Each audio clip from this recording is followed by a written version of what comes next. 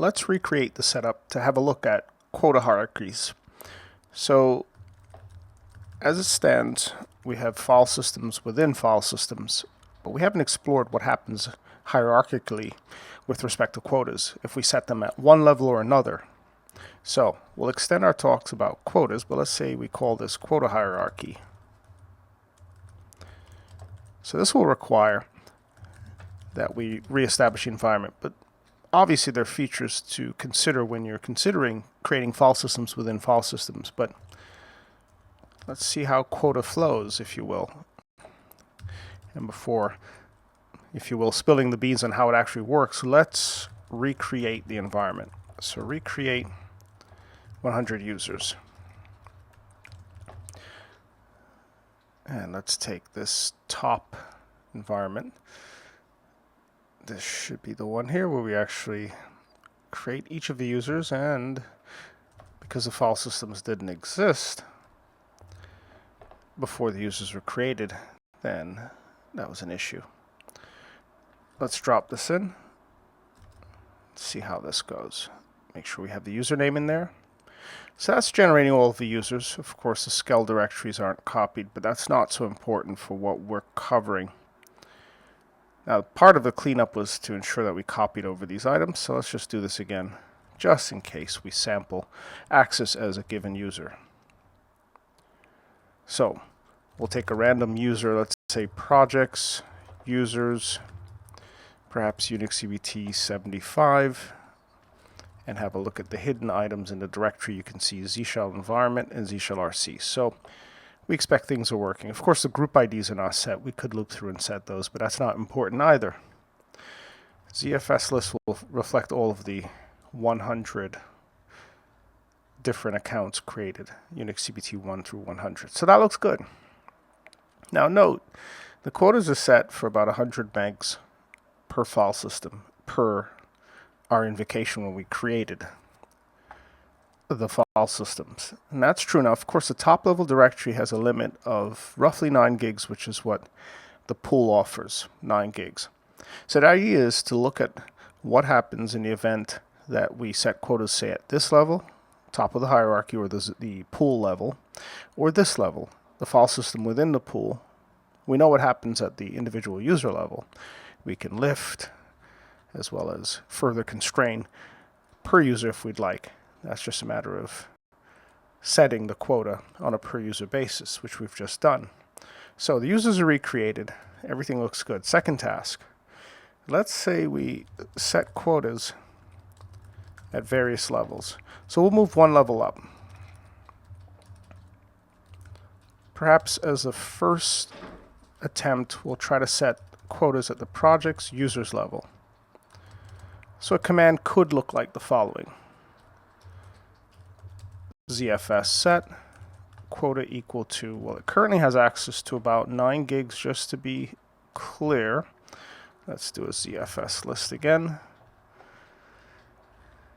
And projects users has about 9 gigs. DFH projects users, that shows about 9 gigs. So let's say we set this to a gigabyte, because currently used is 136K, and you can see 104K across all of the mounted file systems. Project's users itself is 10.3 megs. So let's say we set this to 1 gig. That should be enough to not clobber anything or cause any errors. So quota will be equal to 1 gig for projects users. So the question is, what's the impact on setting the quota at this level on the file systems that are beneath? Let's try this out. So let's see. We'll do a ZFS list again, or DFH, project users. So project users now has a gig available. Let's look at, say, Unix CBT 75. This still shows 100 megs, so no problems there. Setting a gig or something larger than the individual file systems, no issues whatsoever. No impact on smaller sizes. So no impact on, let's say, nested file systems with smaller quotas. And an example of this, as we can see, is projects users they all are, but we'll just pick Unix CBT 75, has a quota of 100 megs. So no problems there. Now, let's set the quota to something smaller.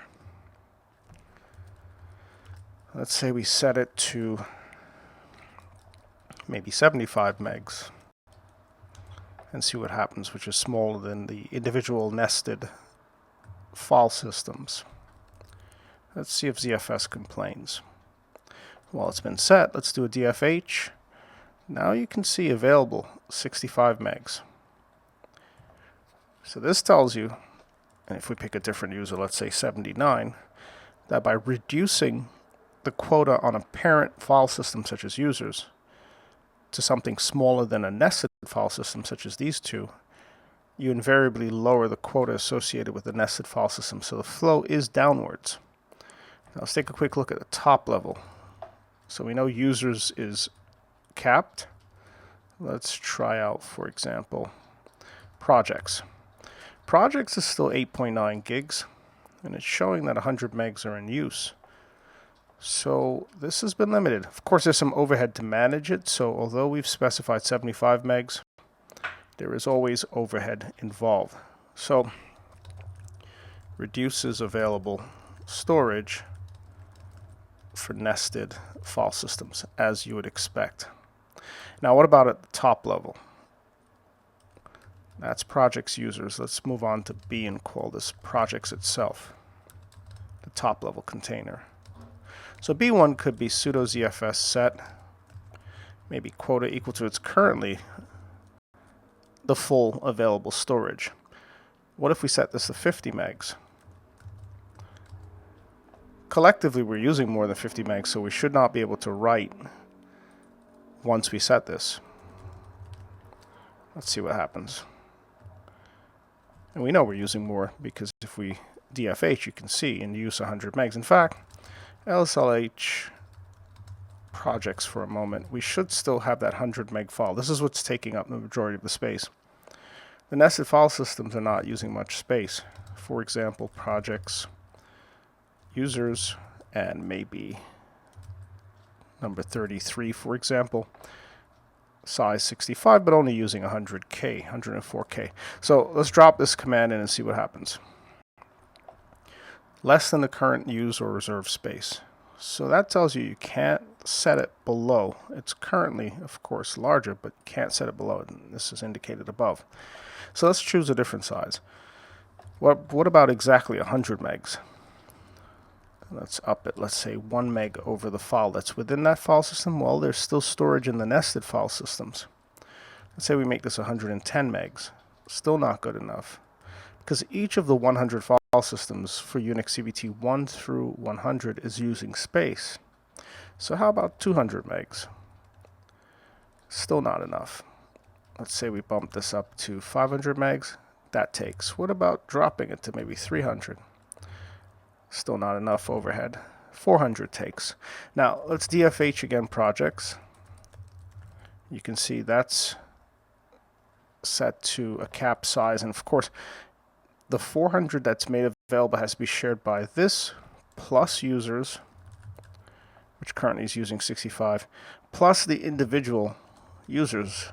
We'll pick for an example just a random 44. So all of it is shared. All these 104Ks that are in use are shared. Now let's do a ZFS get from the top level to see what we have set. This shows 400 megs. Now let's descend into users. That's at 75 megs. And then finally to an individual user such as 45.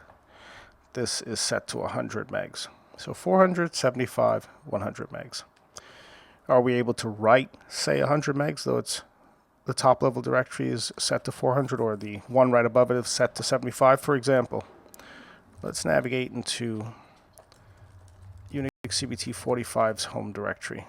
That's this location. Except for the hidden files, nothing's there. Let's try to create some content. So dd input file as usual, dev0. And let's say we call this, well, we have a value limit of 100 megs, so let's say we call this 90 megs. Set this to 1 meg, count equals 90. Let's see if it lets us write. Let's take a quick look to see what it actually wrote. So notice it's written, although the file is named 90 megs, only 65 megs. Stat against 90M shows that it's actually 65 megs. Again, why is that? Let's quickly look at the hierarchy once more. Well, we're currently in this particular. So the quota on this directory is 100. Go one level up. That's 75. And finally, we try to write 90. One level up is 75. 90 is what we attempted to write, but it wrote 65. And then finally, one level up, taking off this / is 400 megs. So it allowed us to write 65 megs, not 75 megs at the level of the directory. Remember, the level above is 75 megs. The level at the directory is 100 megs. So it allowed us to only write what's below because of the cap at the top. So the quota does flow downwards, so quota flows downwards. So you want to be sure that you have enough space at the top level container. Again, zpool list, for example. So make sure that the top level pool container has enough storage in the quota to allow for any nested file systems to be able to do what they need to do. So we should reset this. We can simply remove the quota altogether, set it to nothing. So for example, let's find one of our set commands here. Let's do a history grep set, and that doesn't show. So let's do a sudo ZFS set quota equals. We're setting it to nothing on projects. Well, bad numeric value. What if we said 100% as an example? Doesn't take, it wants a numeric value. So let's do a ZFS get all on it. Sudo, well, we don't need to sudo to do that. Let's do a ZFS get all from projects. Then we'll grep out quota. So quota is set to 400 megs, and this is currently nothing. Let's set it to none. That's the keyword. And let's add an extra character in there. That's more like it. Let's check that again. Now it should be restored.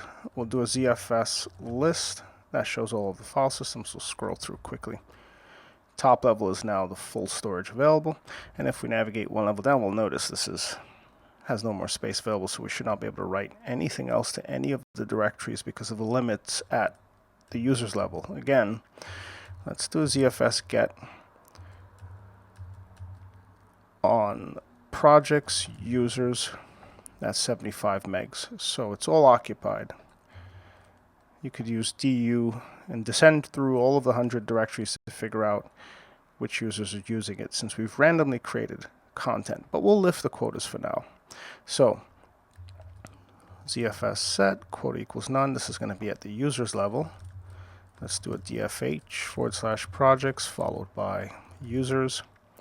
So this has full access, this has full access. This, of course, includes what's already written, so that's why it doesn't reflect the full 8.9 gigs, because it includes overhead plus what's already written. And at the individual level, let's say we pick a user, it's still set to 100 megs, which was the original intent. So the hierarchy flows downwards, and you can nest file systems, and you could easily be lost in the hierarchy. So you'll have to consult each step of the way if these settings are set. Perhaps the workaround to this is to set quotas at the level where you need them. That should work better. So set quota at the level needed or required, as opposed to relying upon the flow downwards. Otherwise, you'll probably spend more time debugging. So let's clean up as we did before with the ZFS destroy as well as userdel. We don't need these users for now, and they're easy enough to create, and we'll free up some space. And we'll ensure that we're not inside of any of the directories that would prohibit us from removing the content. We can drop back here for a moment. Let's see where we are in the tree. And we'll user del 1 through 100, as well as remove those file systems, and we'll follow that up with the ZFS list to be sure that everything's been cleaned up. And momentarily, we should see the original setup, which includes our projects, users, project X, as well as zroot, which was configured during installation. So, to reiterate, quotas flow downwards. Set them where needed. Otherwise, you may end up debugging more than you probably want to.